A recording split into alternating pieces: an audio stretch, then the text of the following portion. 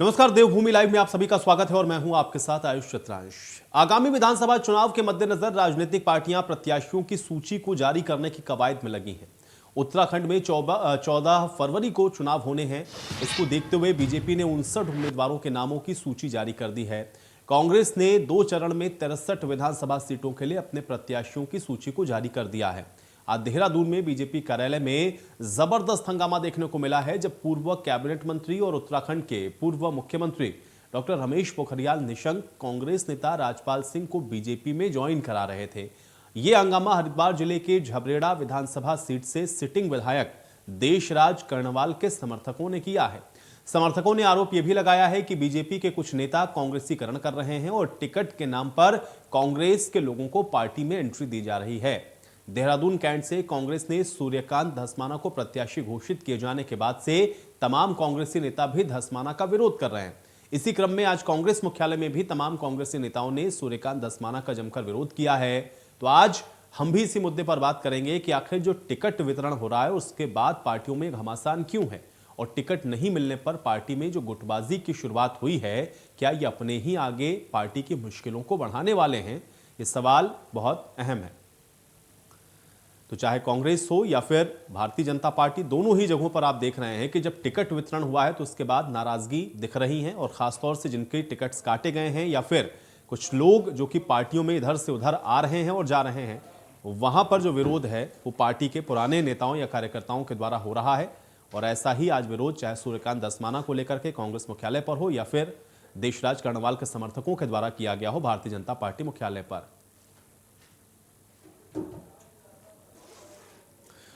और चलिए आज इन्हीं तमाम सवालों के साथ आज की इस चर्चा की शुरुआत करते हैं। फिलहाल 2 मेहमान मेरे साथ जुड़े हुए हैं, उनका परिचय आपके साथ करवा देते हैं। कुंवर जपेंद्र जी हमारे साथ जुड़ रहे हैं, प्रदेश प्रवक्ता है भारतीय जनता पार्टी के। कुंवर जपेंद्र जी, बहुत स्वागत है आपका इस चर्चा में। और दीपक पांडे जी हमारे साथ जुड़ रहे हैं, प्रवक्ता है आम आदमी पार्टी के। दीपक पांडे जी, आपका भी इस चर्चा में स्वागत है। कुंवर जपेंद्र जी, सबसे पहले मैं आपके पास ही आता हूं, चूंकि अभी कल तक हम लोग देख रहे थे कि कांग्रेस पार्टी ने जब टिकट का वितरण किया तो वहां बड़ा विरोध और असंतोष देखने को मिल रहा था, लेकिन आज कमोबेश वही स्थिति हमको भारतीय जनता पार्टी में भी देखने को मिल रही है। आज एक तरफ जब आप अपने नेताओं के साथ जो अन्य दलों से आए लोगों को आप शपथ दिला रहे थे या भारतीय जनता पार्टी में जब आप शामिल कर रहे थे, उस वक्त बाहर विरोध हो रहा था और भारतीय जनता पार्टी मुख्यालय के बाहर जो मौजूदा सिटिंग एमएलए हैं उनके समर्थक वहां पर विरोध कर रहे थे। इसको किस प्रकार से देखा जाए, क्योंकि चुनाव बहुत नजदीक है और विरोध के जो स्वर हैं वो बहुत तेज सुनाई पड़ रहे हैं। कुंवर जपेंद्र जी, आपका पहला रिएक्शन चाहता हूं मैं। जी देखिए, भारतीय जनता पार्टी में विरोध वाली कोई स्थिति नहीं है। कई बार गलतफहमी पैदा हो जाती है और निश्चित तौर पर किसी अन्य दल के कार्यकर्ताओं को चुनाव के समय में पार्टी ज्वाइन कराना कोई बुरी बात नहीं है, क्योंकि जिन लोगों का भारतीय जनता पार्टी में, राष्ट्रीयता में या सेवा भाव से राजनीति में विश्वास है, तो निश्चित तौर पर वो सब लोग आज इस चुनाव में भारतीय जनता पार्टी के लिए काम करना चाहते हैं, भारतीय जनता पार्टी के प्रत्याशियों के लिए काम करना चाहते हैं। और ऐसे में प्रत्याशियों को ये लगे कि भाई कहीं ये चुनाव लड़ने तो नहीं आ रहे, तो ऐसा नहीं है। प्रत्येक कार्यकर्ता जो आज भारतीय जनता पार्टी के साथ जुड़कर राष्ट्र की सेवा करना चाहता है, सेवा भाव से राजनीति को आगे बढ़ाना चाहता है, भारतीय जनता पार्टी के प्रत्याशियों के लिए काम करना चाहता है, तो निश्चित तौर पर उनका स्वागत किया जा रहा है पार्टी में। और ये उसी परिपेक्ष में था, और जिसे आज ये गलत तौर पे ले लिया गया, तो ऐसी कोई भारतीय जनता पार्टी में बगावत वाली स्थिति नहीं। लेकिन कुंवर जपेंद्र जी, आज हम लोगों ने जब देखा देशराज कर्णवाल के जो समर्थक थे वो तो भारतीय जनता पार्टी मुख्यालय पर आकर के प्रदर्शन कर ही रहे थे ना, विरोध भी जता रहे थे। इसको आप कैसे कहेंगे कि ये विरोध नहीं है? वो विरोध तो है ही एक तरीके का। हम वही कह रहे हैं, तो ये वे बात का विरोध, इसके कोई मायने नहीं है। तो भारतीय जनता पार्टी एक अनुशासित पार्टी है, कैडर आधारित पार्टी है, और जो भी राष्ट्र की सेवा में आना चाहे और भारतीय जनता पार्टी के प्रत्याशियों के लिए काम करना चाहेगा, उसे आप कैसे रोक लेंगे? क्योंकि भारतीय जनता पार्टी आज चुनाव के समय में ही कार्यकर्ता आते हैं जहां उनका विश्वास होता है, या जहां उन्हें लगता है कि इस दल के साथ खड़े होकर हम प्रदेश की बेहतरी के लिए काम कर सकते हैं। तो निश्चित तौर पर आज भारतीय जनता पार्टी के प्रति उत्तराखंड वासियों का और उत्तराखंड के वोटरों का विश्वास बढ़ा है, और निश्चित तौर पर उसी का ये नतीजा है कि प्रत्येक जन भारतीय जनता पार्टी से जुड़कर भारतीय जनता पार्टी के प्रत्याशियों के लिए काम करना चाहता है। दीपक पांडे जी, आपका भी रिएक्शन चाहूंगा। भारतीय जनता पार्टी में इसलिए जुड़ रहे हैं, कुंवर जपेंद्र जी कह रहे हैं, क्योंकि लोगों का विश्वास बढ़ रहा है और इसलिए जो लोग आ रहे हैं उनका स्वागत किया जा रहा है, और इसलिए अगर कोई विरोध हो भी रहा है तो इसका कोई बहुत बड़ा असर होने वाला नहीं है। आपका रिएक्शन चाहता हूं मैं इस पर। बिल्कुल, पहले तो इंडिया न्यूज के सभी समर्थकों को मेरा प्रणाम और 26 जनवरी की बहुत बहुत बधाइयां और शुभकामनाएं आपको। मैं ये कहना चाहूंगा, इस टाइम जो भी पार्टियां हैं, चाहे वो बीजेपी हैं, कांग्रेस हैं या और भी कई दल हैं, सपा बसपा, आप सभी जो पूरे देश में जहां जहां इलेक्शन आप देख रहे हैं, यहाँ ये इस दौर पे इस समय होता ही है क्योंकि पार्टी की एक अपनी विचारधारा होती है कहीं ना कहीं, और जो जिनको टिकट नहीं मिल पाता तो उनकी एक व्यक्तिगत विचारधारा अपनी हो जाती है कि हमने 5 साल मेहनत करी है, 3 साल मेहनत करी, तो आज पार्टी ने हमें सम्मान नहीं दिया। तो इससे रोषित होकर तो मैं देख रहा हूँ बीजेपी क्या कांग्रेस में क्या, आप तो 1-2 विधानसभाओं के नाम बता रहे हैं, मैं तो अपने वहां देख रहा हूँ 56 लाल कुआं विधानसभा की मैं बात करूं, अगर यहाँ पे हल्द्वानी के पास हमारी विधानसभा है, इसमें यहाँ पे एक कांग्रेस का एक नारा था कि कहते हैं मैं लड़की हूँ लड़ सकती हूँ करके। यहाँ पे एक संध्या डालाकोटी जो महिला है उनको मिला है, टिकट मिला है। तो जो पूर्व कैबिनेट मिनिस्टर थे यहाँ दुर्गा पाल जी, उन्होंने अपने वो आशीर्वाद लेने आई थी अपने शीर्ष नेतृत्व का, उन्होंने अपने घर के उनने और उनके समर्थकों ने जो है यहाँ पे उनके लिए दरवाजा बंद कर दिया। कोई भी पार्टी के लोग उनको तवज्जो नहीं दे रहे, उनको टिकट तो मिल गया है लेकिन इनकी आपसी कलह की वजह से इनको और भी जो शीर्ष नेतृत्व हैं, जो और भी संगठन जो लोग प्रत्याशी थे, वो निर्दलीय लड़ने की तैयारी कर रहे हैं सब लोग उनके खिलाफ, और उसको सम्मान देने की कोई स्थिति नहीं। ये एक कांग्रेस में नहीं, बीजेपी में भी सारी चीजें हो रही हैं। इसलिए हम कह रहे हैं कि आम आदमी पार्टी को इनकी आपसी लड़ाइयों की वजह से क्या है, हम लोगों को भी आम आदमी पार्टी को फायदा ये मिलने वाला है कि लोग देख रहे हैं कि और लोग हर समय लड़ते रहते हैं कहीं ना कहीं, क्योंकि उत्तराखंड इन्हीं लोगों की बदौलत कहीं ना कहीं आज 21 साल होने के बाद भी बर्बाद की कगार पे है। तो आम आदमी पार्टी पे एक विश्वास भरी निगाह से लोग देख रहे हैं। जो भी होगा इस बार मुझे लग रहा है कि कुछ नया कुंवर जपेंद्र जी जवाब समीकरण बनेगा इस बार उत्तराखंड के, इस बार एक उत्तराखंड भी इस बार एक नया इतिहास बनाएगा कोई। जपेंद्र जी जवाब दीजिए। हाथ कंगन को आरसी क्या और पढ़े लिखे को फारसी क्या। आम आदमी पार्टी की स्थिति ऐसी है प्रदेश के अंदर कि अगर एक भी प्रत्याशी अपनी जमानत भी बचाने में सफल हो गया तो ये इनकी बहुत बड़ी कामयाबी मानिएगा। तो ये इससे ज्यादा नीचे दिखाने में तो आप बड़े माहिर हैं मान्यवर, आप नीचे दिखाने में लोगों को बड़ा माहिर हैं, और इसी वजह से आपको हर जगह आपको भी नहीं है मित्रवर, आप लोग आपके अंदर ना एक बड़ी दिक्कत है। आप अभी बच्चे हैं इस आम बच्चे नहीं, आप भी इतने बड़े बुजुर्ग नहीं हो गए, आप भी इतने बुजुर्ग नहीं हो गए, आप नहीं जानता। अरे आप भी इतने बुजुर्ग, अगर आप बहुत बड़े हो गए तो रिटायरमेंट ले लीजिए ना।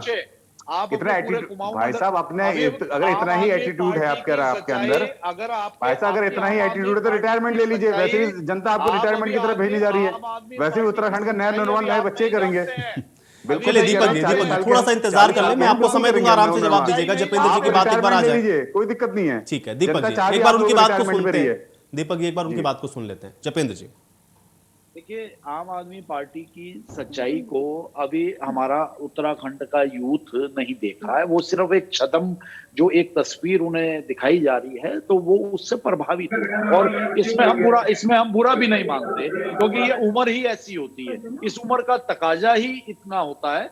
मैच्योरिटी धीरे आते आते आती है, और लेकिन जिस तरह से दिल्ली के अंदर एक आप अगर मिडिल क्लास देखें, अपर मिडिल क्लास देखें, या पंजाब के अंदर जो आम आदमी पार्टी ने स्थितियां पैदा करी हैं और जिस तरह से आज हालात बन रहे हैं, तो निश्चित तौर पर ठीक है, दिल्ली में सरकार बनाना एक अलग बात थी, लेकिन आप जिस तरह से दिल्ली में आज मिडिल क्लास आज पूरी तरह से प्रताड़ित है, या जिस तरह से मिडिल क्लास के आज जब आप उनसे पूछ के देखिए तो सही कि पिछले 5 वर्षों में उन्होंने क्या खोया क्या पाया। तो आप अपना देखिए ना, और राज्यों में आपकी हालत क्या होती जा रही दिन पर दिन। निश्चित तौर पर ठीक है, युवा का जागरूक होना आवश्यक है, लेकिन युवा एक भ्रमित होकर एक नई चीज की तरफ भागता है। जैसे बच्चा एक नई चीज की तरफ नहीं भागता, उसे कोई नया खिलौना मिल जाए तो वो पुराने को फेंक देता है और नए की तरफ भागता है, और जब नए सामान भर जाता है तब उसे फिर पुराने की अहमियत महसूस होती है। तो सेम ऐसा ही आज प्रदेश के अंदर ये एक जो ब्रह्म जाल की राजनीति। चलिए कुंवर जपेंद्र जी, इतना मैं इस पर तो सिर्फ इतना ही कह सकता हूं, देखिए जनता इन सब चीजों का फैसला करेगी ना। अब हम जनता 14 तारीख को जब वोट करेगी और 10 तारीख को जब नतीजे आएंगे फैसला हो जाएगा। बिल्कुल हम 10 तारीख का इंतजार कर लेते हैं, लेकिन सबको अधिकार है भाई अपनी बात को रखने का और चुनाव लड़ने का, इसलिए वो भी अपनी बातों को रख सकते हैं। बिल्कुल चटकारे लेने की पुरानी आदत है बीजेपी वालों को। ठीक है।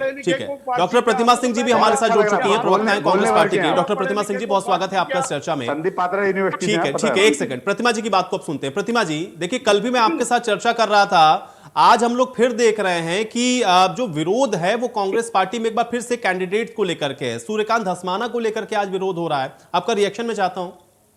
देखिए पहली बात तो ये है कि मैंने कल भी यही बात बोली थी कि हमारे यहाँ ऐसा कोई विरोध नहीं है जिसके लिए हमें अपने कार्यालय पे बाउंसर्स या गार्ड लगाने की आवश्यकता पड़े। दूसरी बात, हम लोकतंत्र में रहते हैं और लोकतंत्र में जो आपको राइट टू प्रोटेस्ट होता है, आपको विरोध करने का जो अधिकार है वो आपका फंडामेंटल राइट है। तो अगर किसी के कोई आहत है किसी बात से लेकर के, और ये 11 की सूची जब सामने आई है उसके बाद से एक दो जगहों पर विरोध और गतिरोध पार्टी ने देखा है, तो मैं आपको बताना चाहती हूँ कि ये कोई ऐसा ये कोई मनभेद नहीं है जिसको ये, और कोई मनमुटाव नहीं है जिसको इतनी बड़ी मुझे लगता है कि एक इशू बनाया जाए। ये सिर्फ अपने जो व्यक्ति आहत है वो ये दर्शा रहा है, और ये आला कमान तक और प्रदेश के जो शीर्ष नेतृत्व है उन तक अपनी बात पहुंचाने का जरिया है। क्योंकि हम लोकतंत्र है, हम राजनीतिक पार्टी है, तो हमारे यहाँ आंतरिक लोकतंत्र भी है, और आप क्योंकि जो है लोकतंत्र का चौथा स्तंभ है, तो आपके माध्यम से ही लोग अपनी बातों को अपने शीर्ष नेतृत्व तक पहुंचाने का कार्य करते हैं। तो ये जो विरोध है, ये एक अच्छी बात ये है कि ये कोई साइलेंट विरोध नहीं है, ये बंद कमरे में नहीं हो रहा है, क्योंकि बंद कमरे में कभी विरोध नहीं होता, बंद कमरे में षड्यंत्र होता है और रणनीतियां बनती हैं। लेकिन जब व्यक्ति अपनी लेकिन डॉक्टर प्रतिमा जी, मुझे बताइए कि अगर आपने कहा कि देखिए उनकी नाराजगी है और वो खुलकर अगर वोकल हो रहे हैं, प्रतिमा जी अगर वो वोकल हो रहे हैं और कह रहे हैं, तो मुझे बताइए ना कि वो जो कैंडिडेट जिनको आप उतार रहे हैं, जैसे सूर्यकांत धस्माना का एग्जांपल ले लें, अगर उनकी दावेदारी को लेकर के ही सवाल उठा रहे हैं, तो वहां पर जो लोग हैं जो पहले से मौजूद हैं वो कैसे आपको सपोर्ट करेंगे?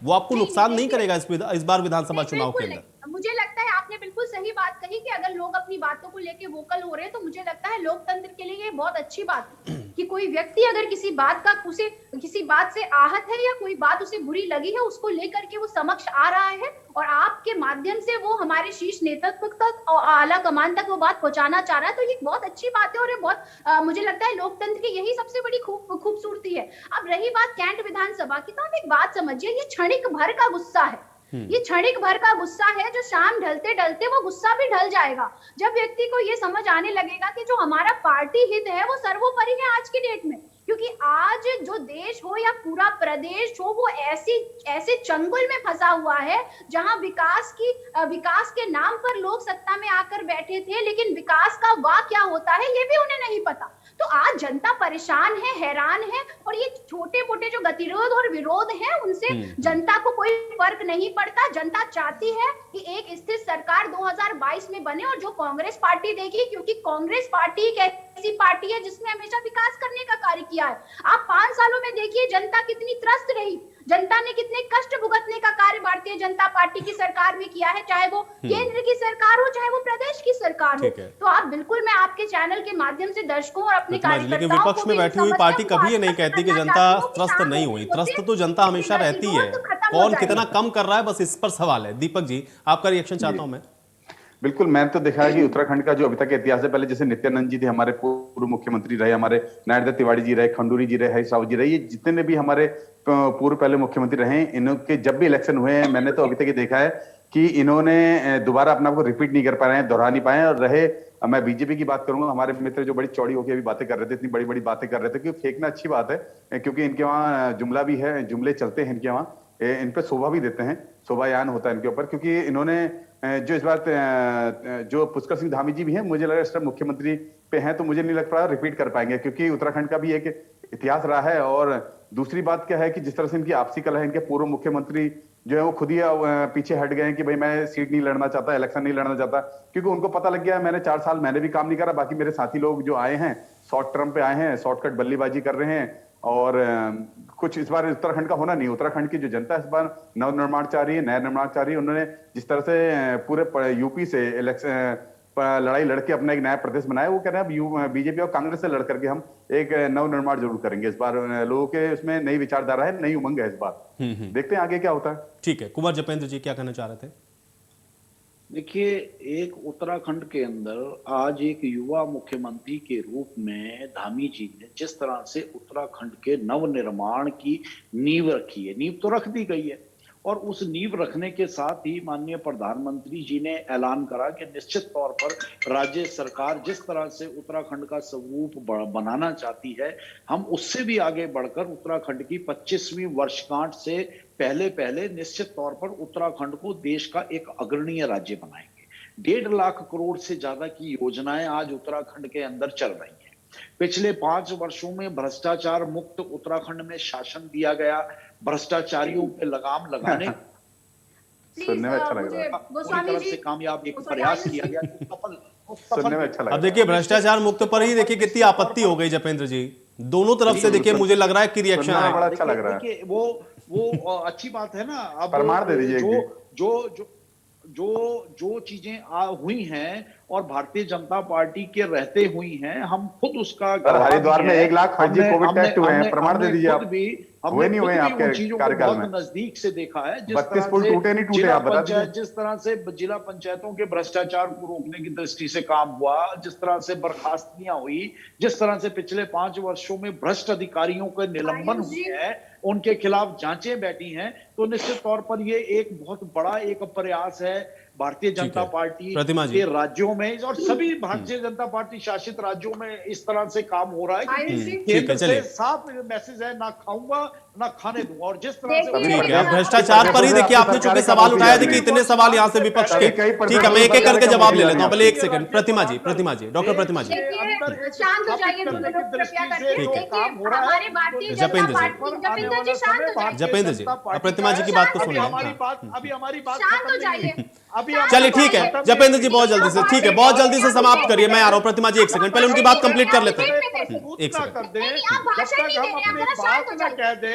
बात कभी खत्म नहीं हो पाएगी, झूठ कभी खत्म नहीं होगा। भारतीय जनता पार्टी के प्रवक्ता ने भारतीय जनता पार्टी के, ठीक है चलिए जपेंद्र जी आपने अपनी बात रख दी, जपेंद्र जी रख दी आपने अपनी बात, चलिए ठीक है जपेंद्र जी अब ठीक है। 1 सेकंड, ठीक है चलिए ठीक है। प्रदेश की जनता ने सबको नकारा भाई, भारतीय जनता पार्टी को भी इसके पहले नकारा था जब कांग्रेस आई थी, ये सब ना कहें। ठीक है अब प्रतिमा जी जोड़ तोड़ के आप प्रतिमा जी ठीक है 1 सेकंड, ठीक है जपेंद्र जी अब सुने, अब सुने बड़ी बातें कर रहे थे जपेंद्र जी, बड़ी बड़ी बातें कर रहे हैं और बौखलाइए मत, शांति से सुन लीजिए। भाषण देना हो तो कार्यालय पहुंच जाइए, बहुत भीड़ है वहां भाषण दीजिए। दूसरी बात, इन्होंने कहा कि पुष्कर सिंह धामी जी के नेतृत्व में, युवा मुख्यमंत्री के नेतृत्व में नवनिर्माण हो रहा है उत्तराखंड का, तो ये बता दीजिए। अरे भाई फिर तो ये बता दीजिए कि जो दोनों पूर्व मुख्यमंत्री थे TSR 1 और TSR 2, क्या वो भाजपा के नहीं थे? भाजपा की सरकार तो तब भी थी। तो आपकी नीति और नियत 5 सालों में एक ही रही है। आपकी कथनी और करनी में बहुत बड़ा फर्क रहा है और बड़ा हास्यास्पद है आपका बयान, बड़ा हास्यास्पद है आपका बयान कि आप कह रहे हैं कि भ्रष्टाचार के खिलाफ आपने कार्य किया। अरे आप मुझे बस इतना बता दीजिए, भारतीय जनता पार्टी ने भ्रष्टाचार के खिलाफ कामयाब ऑपरेशन किया है 5 सालों में। वादा किया था 2017 में, आप प्रचंड बहुमत की सरकार में है, उसके बाद भी CBI की जांच से पीछे हटने का कार्य करते हैं। जो कुंभ है, जो आस्था की नगरी में कुंभ होता है, हिंदुओं की आस्था का प्रतीक है, उसपे RT-PCR टेस्ट घोटाला कर देते हैं और सिर्फ एक स्वास्थ्य कर्मी को निलंबित करने का कार्य करते हैं। ये दर्शाता है कि आप को बचाने का कार्य कर रहे थे। सितारगंज में शुगर मिल में आप ऐसे व्यक्ति को डायरेक्टर बना के बिठा देते हैं, महानिदेशक, जिसके खिलाफ आपके खुद के मंत्री ने भ्रष्टाचार की इंक्वायरी सेटअप की थी। इंक्वायरी पूरी नहीं होती और वो व्यक्ति जो है वहां पे महानिदेशक बन जाता है। तो आज उत्तराखंड में भारतीय जनता पार्टी की सरकार है जो ऊपर से नीचे तक भ्रष्टाचार में लिप्त है। आप खनन प्रेमी सरकार है, आप शराब प्रेमी सरकार है, ये स्वीकार कर लीजिए। और 2022 का जो रण है वो आप बिल्कुल, मुझे लगता है कि नील बटे सन्नाटा होने वाले हैं, क्योंकि जनता ना कोरोना काल भूलेगी, ना 5 सालों का कष्ट भूलेगी, पुलिस के परिजन ना ग्रेड पे भूलेंगे, नौजवान ना बेरोजगारी का संघर्ष भूलेगा और महिलाएं ना महंगाई की मार भूलेंगी और किसान जो जिस तरीके। ठीक है दीपक जी, देखिए महंगाई का भी जिक्र हो गया, रोजगार का भी जिक्र हो गया, यहाँ पर युवाओं का भी जिक्र हो गया। अब आम आदमी पार्टी क्या करेगी भाई? देखिए कांग्रेस तो कह रही है कि उन्होंने बीजेपी के मुद्दों को उठा दिया, अब सत्ता में वही आएंगे। आम आदमी पार्टी के मुद्दों का क्या होगा? चलिए जपेंद्र जी, दीपक जी मैं यही कहना चाह रहा हूँ। अभी मैडम ने कहा नील बट्टा सन्नाटा होगा, मुझे लग रहा है ये खाली अकेले ही, मुझे लग रहा है 70 में 70 सीटें लाएंगी, बाकी हम लोग की जरूरत नहीं है इनको, ऐसा लग रहा है। लेकिन ऐसा नहीं है इस बार जिस तरीके से दिल्ली में आपने युवाओं को छलने का कार्य किया, 0 नंबर आया आपका वहाँ, 0 नंबर है आपका मैडम, इतना चौड़ा मत हुई। चलिए अब आप लोग किसी आरोप प्रत्यारोप के बीच में चर्चा मुझे यहीं समाप्त करनी पड़ेगी। बहुत शुक्रिया आप लोगों ने समय निकाला, चर्चा का हिस्सा बने। आज देवभूमि लाइव में मेरे साथ फिलहाल इतना ही।